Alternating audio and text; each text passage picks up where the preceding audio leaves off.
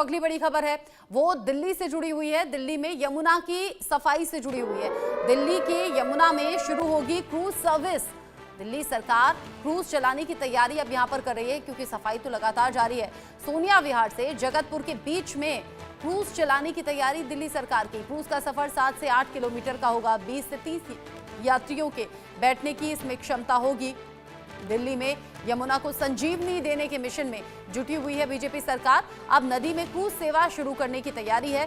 सोनिया विहार से जगतपुर तक 6 किलोमीटर के जलमार्ग पर यह क्रूज चलेगा, जिससे न केवल पर्यटन को बढ़ावा मिलेगा बल्कि यमुना को भी नया जीवन मिलने की उम्मीद है।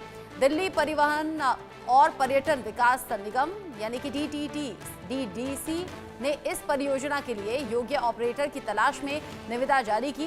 प्रस्ताव के मुताबिक इस क्रूज सेवा में 2 सोलर या फिर इलेक्ट्रिक बैटरी से चलने वाली नावें होंगी, जो कि सोनिया विहार से शुरू होंगी, जगतपुर शनि मंदिर तक जाएंगी और फिर वापसी भी करेंगी।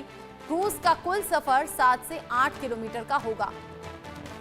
दिल्ली जल board, inland waterways authority of India यानी कि IWAI विकास जो दिल्ली का है वो अब सुनिश्चित होगा।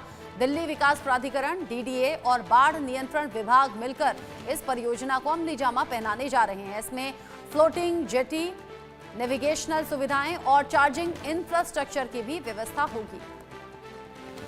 यानी कि पहले मिशन यमुना को साफ करने का है और उसके बाद उसमें क्रूज चलाने की भी तैयारी दिल्ली सरकार की नजर आती है।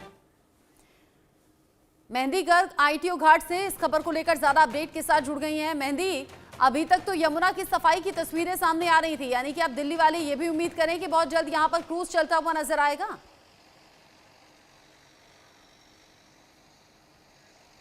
बिल्कुल रचना, देखिए लगातार यमुना की सफाई की जो कवायद है वो शुरू हो चुकी है। नई दिल्ली सरकार जो है उन्होंने वादा किया था अपने संकल्प पत्र में कि यमुना की सफाई प्राथमिकता रहेगी और उसको ही देखते हुए फिलहाल हम ITO घाट पर मौजूद है। और सिर्फ ITO घाट पर ही नहीं, रचना सबसे पहले ये अपने दर्शकों को दिखा दे कि यहाँ पर जो यमुना की सफाई का काम है वो जोरों शोरों से चल रहा है और जो मिट्टी है वो भी घाटों पर डाल दी गई है ताकि जो कचरा है उसे यहाँ से हटाया जा सके या फिर उनका जो कंपोस्ट है वो यहाँ पर हो सके। और उसके अलावा यमुना की सफाई साफ तौर पर तस्वीरों में देखी जा सकती है कि हर एक घाट, चाहे वो ITO घाट हो, वासुदेव घाट हो या दिल्ली में जितने यमुना के घाट हैं, वहां पर जो मशीनें हैं उनको डिप्लॉय कर दिया गया है। सफाई का जो काम है वो नई दिल्ली की सरकार बनने के बाद यानी कि जब रिजल्ट आए उसके अगले दिन से ही हर एक घाट पर नजर आ रहा है। लेकिन अब दूसरी बड़ी खबर जो निकलकर सामने आ रही है कि हो सकता है पहली प्राथमिकता ये रही कि यमुना की सफाई की जाए, उसके बाद यमुना मैया में क्रूज चलते हुए भी नजर आ सकते हैं।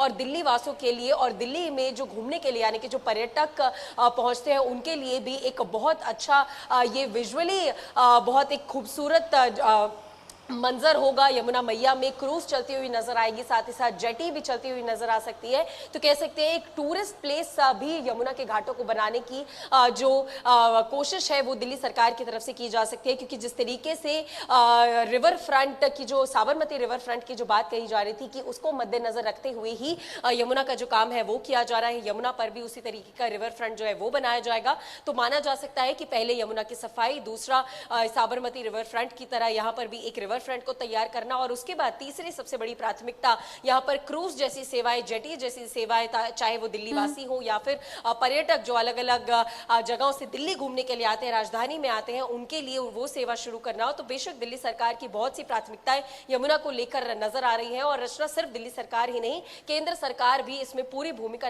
और इसीलिए बीजेपी चुनाव प्रचार में बार-बार कहती थी कि डबल इंजन की सरकार होगी तो काम होगा, और अब वही डबल इंजन की सरकार के काम का दावा हो रहा है। बहुत शुक्रिया आपका मेहंदी।